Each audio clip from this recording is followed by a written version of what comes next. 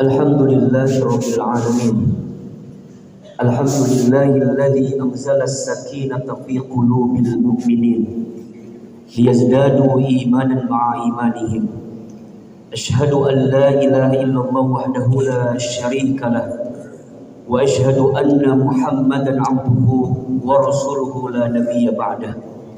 Allahumma salli wa sallim ala rasulillahil karim Sayyidina wa syafi'ina wa maulana Muhammadin sallallahu alaihi wasallam wa ala alihi wa sahbihi ajma'in. Faya ibadallah, usikum wa nafsi bitaqwallah, faqad fazal muttaqun. Faqala Allah ta'ala fil Qur'anil Karim, a'udzu billahi minasy syaithanir rajim. Bismillahirrahmanirrahim. Ya ayyuhalladzina amanu taqullaha haqqa tuqatih wa la tamutunna illa wa antum muslimun. Faqala Allah ta'ala fi ayatin ukhra. Bismillahirrahmanirrahim. Syahrul Ramadan alladzi unzila fihi al-Qur'an hudan lin-nasi wa bayyinatin minal huda wal furqan. Al-ayah.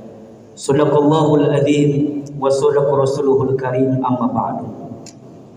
Hadirin jamaah salat Jumat Masjid Andalusia Islamic Center yang dirahmati dan dicintai oleh Allah Subhanahu wa taala.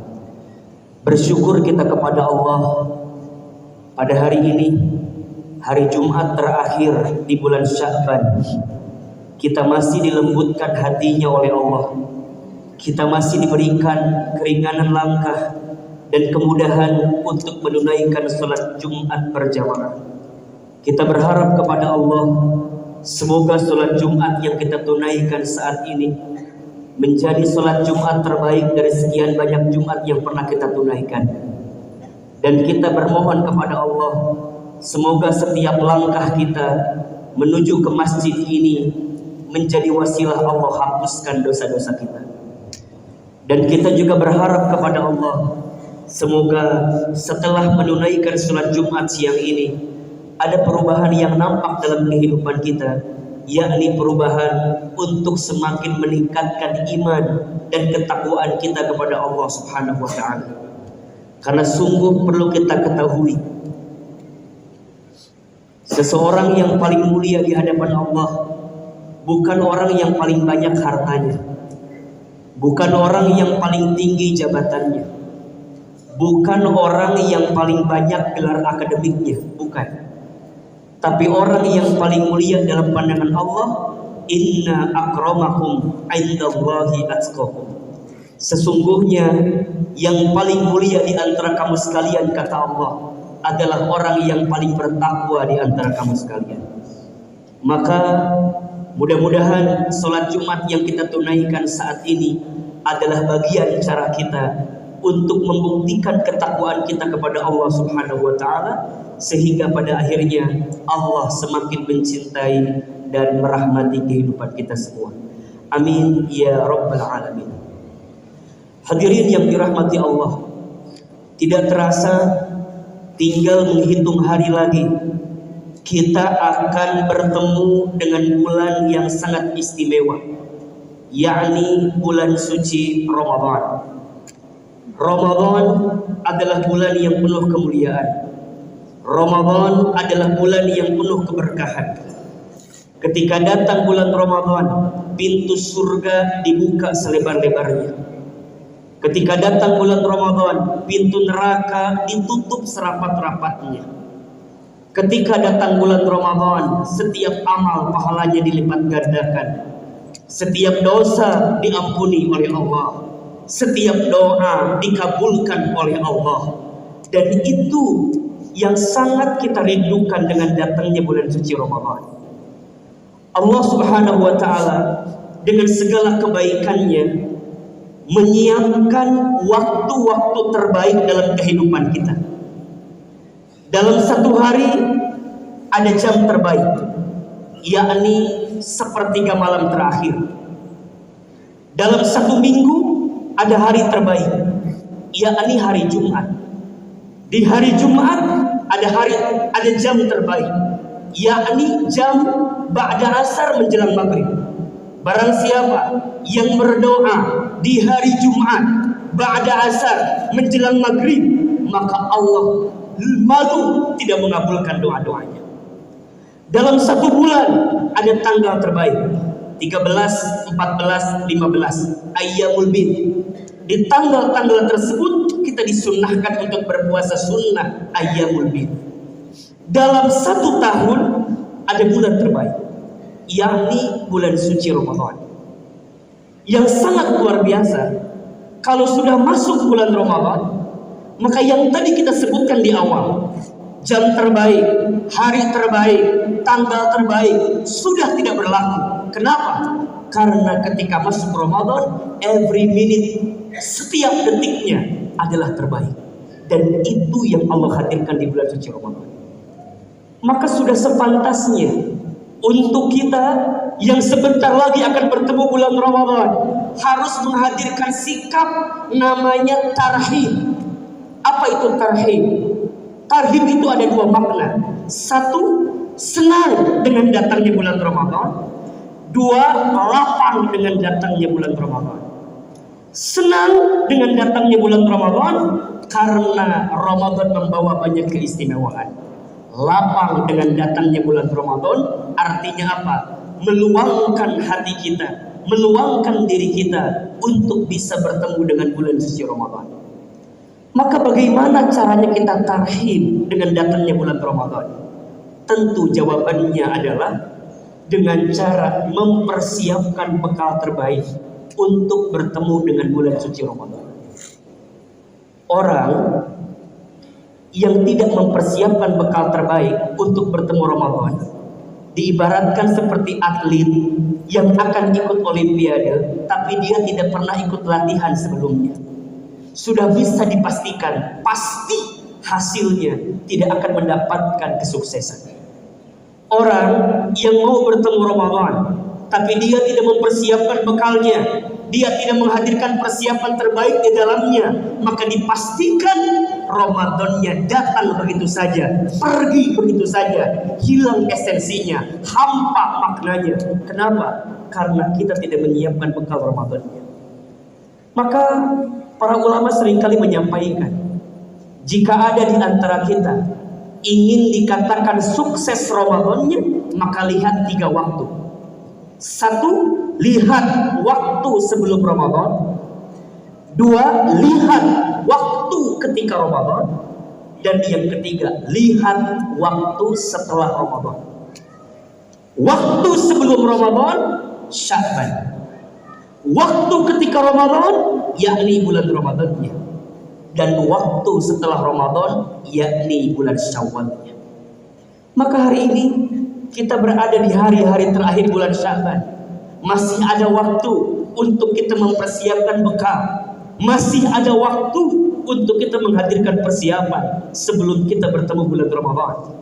Agar jangan sampai Ramadannya datang tapi bekalnya belum kita persiapkan. Maka apa di antara bekal yang harus kita persiapkan? Setidaknya ada 3 bekal utama yang harus kita hadirkan sebelum bertemu dengan bulan Ramadan.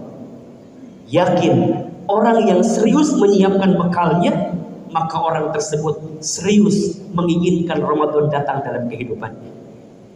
Yang pertama, bekal yang harus kita hadirkan adalah bekal ilmu sebelum kita bertemu dengan bulan suci Ramadan. Orang yang menjalankan ibadah Ramadan dengan ilmu dan tanpa ilmu tentu berbeda. Orang yang menggunakan ilmu akan tahu prioritas dan tidak akan terjebak pada yang sifatnya rutinitas dan formalitas. Dia akan tahu mana yang harus dikedepankan, mana yang penting, mana yang mendesak, mana yang utama. Itu yang akan dia kedepankan. Nabi sampaikan, man arada dunya fa'alaihi bil ilmi, wa man arada al akhirata fa'alaihi bil ilmi, wa man arada huma fa'alaihi bil ilmi. Barang siapa yang mau mendapatkan kebahagiaan dunia dengan ilmu, barang siapa yang mau mendapatkan kebahagiaan akhirat dengan ilmu, dan barang siapa yang mau mendapatkan dua-duanya maka dengan ilmu. Orang yang bertemu Ramadan tanpa ilmu, maka Ramadannya hanya akan terlewat begitu saja. Maka penting dari sekarang kita harus memahami ilmunya. Misal, kita harus mencari tahu apa yang wajib kita tunaikan di bulan Ramadan. Kalaupun nanti ada ibadah puasa yang menjadi kewajiban kita, kita harus cari tahu apa yang membatalkan ibadah puasa, apa yang bisa merusak pahala ibadah puasa, apa yang akan mengantarkan puasa kita sempurna. Mohon maaf, puasa bukan hanya sekedar menahan lapar dan haus, bukan. Tapi lebih dari itu, bagaimana puasa Ramadan menjadikan kita mampu menahan hawa nafsu dalam diri kita. Karena Nabi Shallallahu Alaihi Wasallam pernah memprediksi tentang gambaran orang yang berpuasa. Apa kata Nabi? Kam min shaimin laisa lahu min siyamihi illa al-ju'i wal 'atasi. Berapa banyak orang yang berpuasa, tapi sayang yang mereka dapatkan hanyalah lapar dan haus saja. Kenapa itu bisa terjadi? Boleh jadi karena ilmunya tak dihadirkan ketika puasa. Orang akan tahu prioritas. Misal, dia akan mencari tahu jam-jam terbaiknya kapan. Ketika berbuka puasa, dia tidak akan berlebihan. Kenapa? Justru Nabi mengajarkan kesederhanaan. Ketika berbuka puasa, ada doa yang mustajab. Maka saat berbuka, dia pastikan doanya dihadirkan dan tidak ingin tertinggal doanya. Kenapa? Karena mustajab doanya. Maka setiap detak-detik ketika Ramadannya, karena menggunakan ilmu, maka dia akan tahu mana yang penting untuk dihadirkan, mana yang tidak penting. Maka hadirin sekalian, mulai saat ini ikut taklim, ikut majlis ilmu, wabil khusus yang membahas tentang bab siam, tentang bab puasa, agar kita punya bekal untuk bertemu dengan bulan suci Ramadan. Ilmu itu akarnya amal, dan amal itu buahnya ilmu. Al-ilmu bila amalin kasyajari bila thamari. Orang tidak akan mungkin bisa beramal dengan baik kalau tanpa ilmu, dan orang pun juga tidak akan mungkin bisa beramal kalau ilmunya tak dihadirkan dalam dirinya. Maka ilmu menjadi penting sebagai landasan utama untuk mendapatkan keutamaan bulan suci Ramadan. Yang kedua, bekal amal. Ramadan adalah kawah candra di muka untuk menyiapkan amal-amal terbaik kita. Maka tolong catat, setidaknya ada 7 amalan di bulan Sya'ban yang bisa kita persiapkan untuk bertemu dengan bulan Ramadan. 1, perbanyak istighfar, minta ampun kepada Allah. 2, perbanyak puasa sunnah. Baginda Nabi SAW diceritakan baginda Nabi hampir sebulan penuh berpuasa di bulan Sya'ban. Kenapa? Sebagai persiapan sebelum bertemu dengan bulan suci Ramadan.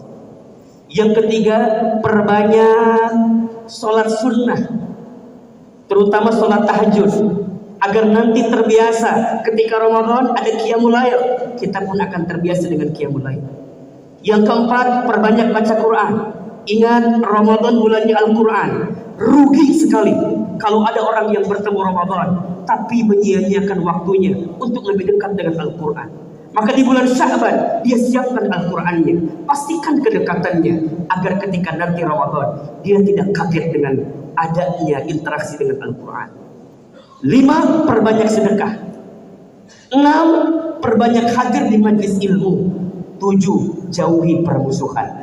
Orang akan siap bertemu Ramadan kalau menyiapkan bekal amal di bulan Sya'ban sebelum bertemu dengan bulan Ramadan. Dan yang ketiga, ini yang tidak kalah penting, bekal hati sebelum bertemu Ramadan. Apa di antaranya? 1, bersihkan hati kita, sucikan hati kita sebelum bertemu dengan bulan Ramadan. Mohon maaf jika ada seorang anak yang masih punya orang tuanya, dan boleh jadi selama setahun ke belakang kita pernah berbuat salah kepada orang tua. Segera minta maaf kepada orang tua kita, karena di antara golongan yang tidak akan diterima amal ibadah puasanya adalah dia seorang anak yang pernah durhaka kepada orang tuanya dan dia belum sempat minta maaf kepada orang tuanya. Maka jika ada di antara kita yang barangkali hari ini masih diizinkan bersama dengan orang tuanya, segera minta maaf kepada orang tuanya. Jika seandainya orang tuanya jauh, setidaknya komunikasi dengan teleponnya. Barangkali agar lebih sempurna, bukan hanya minta maaf, tapi kirimkan yang terbaik untuk orang tua kita. Lihat mukena ibu kita. Jika mukena ibu kita barangkali belum diganti di tahun-tahun sebelumnya, kirimkan mukena yang baru agar Ramadan tahun ini ibunda kita menggunakan mukena yang lebih baik. Jika ayah kita sarungnya masih sarung yang sama di tahun-tahun sebelumnya, maka sudah sepantasnya kita kirimkan sarung yang baru agar Ramadan tahun ini ayah kita merasakan nikmat dengan sarung yang baru. Bersihkan hati kita. Jangan sampai ada kesalahan kita kepada orang tua sebelum kita bertemu dengan bulan suci Ramadan. Ridallah fi ridal walidain wa sukhtullah fi sukhtil walidain. Ridhonya Allah tergantung ridhonya orang tua. Murka bencinya Allah tergantung murka benci orang tua. Rumah tangga, suami istri. Seorang suami minta maaf kepada istrinya. Boleh jadi selama kita berumah tangga ada salah kepada istri kita. Seorang istri minta maaf kepada suaminya sebelum dia bertemu Ramadan agar kemudian Allah bersihkan hatinya. Karena di antara golongan yang tidak akan diterima juga adalah mereka. Jika ada sepasang suami istri yang pernah punya salah dan belum saling memaafkan di antara keduanya, maka mereka masuk kategori orang yang tidak akan diterima ibadah puasa. Termasuk kita sesama kita.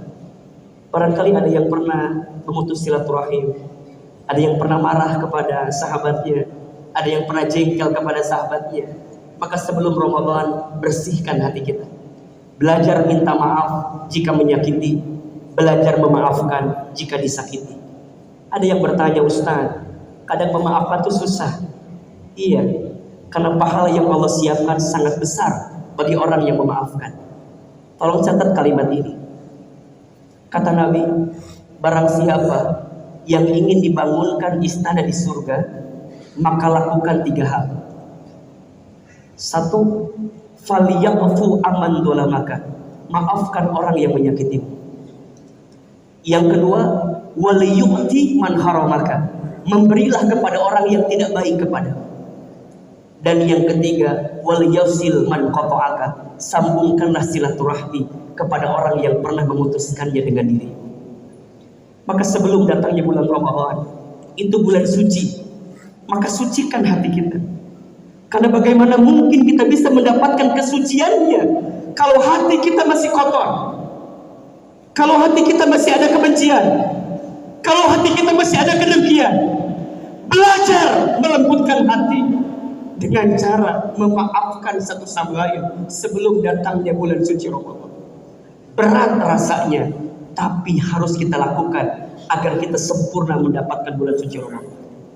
Maka bekal hati ini menjadi penting. Karena tubuh ini baik buruknya tergantung hatinya. Hatinya baik, baik seluruhnya. Hatinya rusak, maka rusak seluruhnya.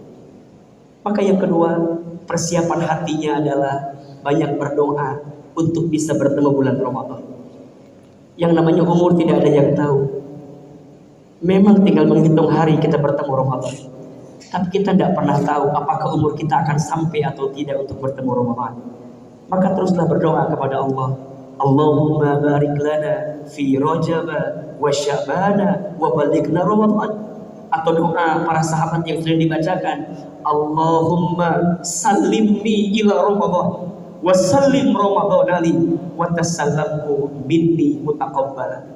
Atau minimal setiap selesai sholat minta kepada Allah, ya Allah, sampaikan umur kami untuk bertemu dengan bulan Ramadan dan jadikan Ramadan tahun ini lebih baik dibanding Ramadan kami yang sebelumnya. 3 bekal sebelum kita berjumpa Ramadan. 1, bekal ilmu. 2, bekal amal.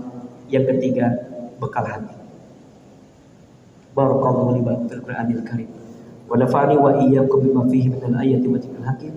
Aqulu qawli hadza fastaghfiruhu innahu huwal ghafurur rahim.